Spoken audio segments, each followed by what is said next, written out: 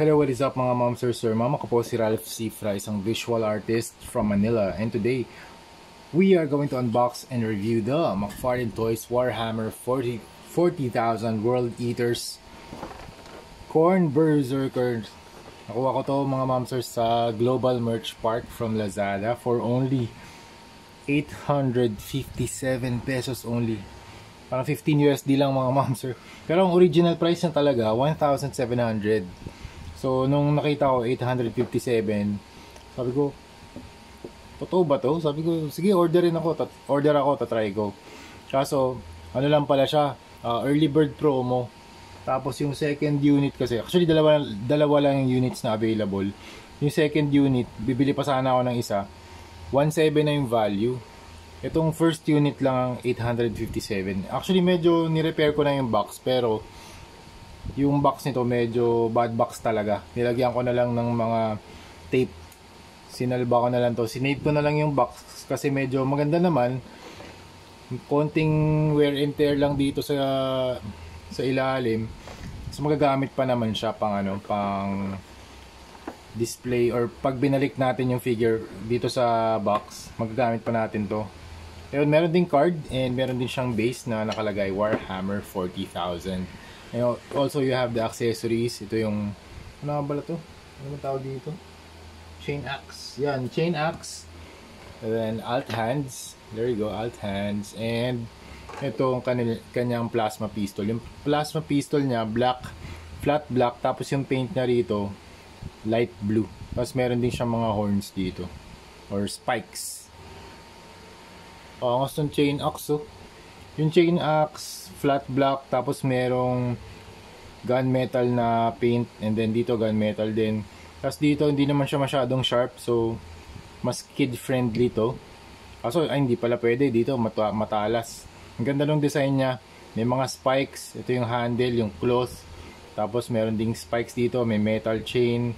Tapos dito yung chain na edge. Then you have the bolts. Tapos ay mga rivets. Tapos dito parang mayroon pang exhaust, merong hydraulics or pipes. Ang ganda ng design. Dito tayo sa unit. Yan, yung Berserker unit yung action figure stands around 8.5 inches tall. Grabe yung tangkad nito, ah. Kasi dito sa kanyang headgear, taas yung kanyang height dahil dito 8.5 inches tall. Tapos yung diameter niya, teka lang, malawak din. Gustong gusto ko itong mga Warhammer na figures kasi bulky sila. Ganda. Malaking canvas for customization. Yan, 4.20 or 4.5 inches yung diameter. Tapos yung thickness around 2 inches. Tapos dito, meron pa pala siyang backpack na accessory. Nauna na yung customization natin. Hindi ko na na-record. Meron kasi akong bagong material.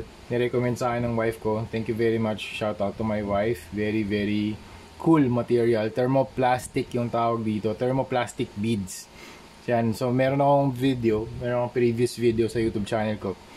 Check nyo yun para makita nyo kung ano yung property ng thermoplastic beads. Yan, ginamit ko na rin dito sa ating backpack. Naglagay tayo ng extension na parang cape, organic cape, maybe made from animal material, pero yun, nag-explore lang talaga ako. So ito yung nagawa ko, first draft pa lang natin. Mamaya primer natin to ng black. So try natin kung ano itsura niya pag kinostomize na natin to. Okay, excited na rin ako dyan.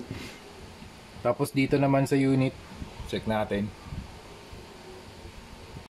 And first time ko itong makita, sobrang angas na angas din ako sa itsura niya. Lalo na dito sa kanyang headpiece kasi ang tangkad. Tapos meron pang combination. Yung combination pa ng kulay niya, black, red, tsaka gold. Parang Iron Man. Tapos meron pa siyang gray dito, gunmetal itong kanyang mga chains. Tapos ang ganda rin ng nung sculpt niya kasi nga bulky siya. Tapos meron pang mga weathering. May mga bullet holes, scratches. Hindi siya clean build. Pero kaya sobrang angas na angas ako dito sa mga Warhammer na designs. I really appreciate yung work na ginagawa ng mga factories, lahat ng nag-R&D dito. R&D meaning research and development, tsaka from manufacturing to concept, lahat ng mga kasama sa gumagawa ng mga toy design. I really appreciate for the work that you are doing para dito sa mga action figures na to. Okay? Then you have the gold paint. Actually yung plastic niya kulay red. Tapos yung paint na ginamit dito, gold, green, tsaka black. Teka nga, black ba to? O, tama. Ay, okay. Dito sa belt, gray yung plastic na ginamit. Tapos yung paint, red. Dito naman sa, ay may mga paint transfers oh. Dito naman sa sa body, plastic ba to? Parang paint tong black. O, tama, painted na black. Kahanap ako ng mga ng signs ng hindi. Glued pala to, glued plastic to mga ma'am sir, glued plastic. Black talaga yung plastic niya. Ginlu lang nila. Yan. Tapos ito yung gold painted yan. Ang ganda ng gold, medyo muted siya, hindi siya yung very vibrant yellow gold. Then you have the buckle, you have the chest piece na meron 3 stripes. Tapos you have the hydraulics, the pipes. And then ito yung mouth design, yung face design, grabe lupit. Tapos meron ka pa ditong mga shoulder pads na very broad. And then meron ka pang outline na armor. Tapos meron din spikes or teeth naman. Teeth naman pala yung design dito. Sa kamay, ingat lang kayo dito dahil may spikes. Tapos dito sa likod meron pouch tsaka grenade. Pwede rin natin to i-insert yung backpack niya, kaso yung default nito medyo medyo nakakabit pa rin pala. Okay, nice. Kasi nung sinubukan ko to, madali siya matanggal yung backpack. Ngayon nakakabit pa rin pero kailangan ng reinforcement gamit blue tack. Yan. Kasi medyo back heavy na siya dahil nga magkaroon na ng additional na sculpt. Gagamit na ngayon tayo ng blue tack. Okay? Ididikit lang natin to para lang hindi siya mahulog every now and then. Yan. Tapos yung material nga na ginamit natin dito, thermoplastic beads. Super, para siyang kandila pag natuyo, pero plastic. Yung texture niya lang parang wax. Pero plastic talaga siya. Yan, no? Hindi siya brittle. Yan. Tapos pag mainit to, moldable by hand. And yung kung meron kayong mga sculpture na mga materials or na pang sculpting materials, yan. Pwede nyong daanan pang details din. Okay? Pwede rin nyo rin i-dremel kung tuyo na. Yung maganda rito sa material na to. Okay, balik tayo rito. Dito naman sa legs, very bulky legs. Gustong gusto ko itong mga bulky na legs dahil nga pag tinayo mo sila, sobrang sturdy siya. Hindi siya matutumba. Ayan, tignan yung real estate ng feet niya. Laki. Tapos meron din combination ng gold tsaka red plastic. Tapos black paint dito. Equip natin yung kanyang chain axe. Ayan, medyo mabigat yung yung kanyang axe, yung chain axe niya. Kaya medyo loose lang tong part na to. Ayan. Ayan.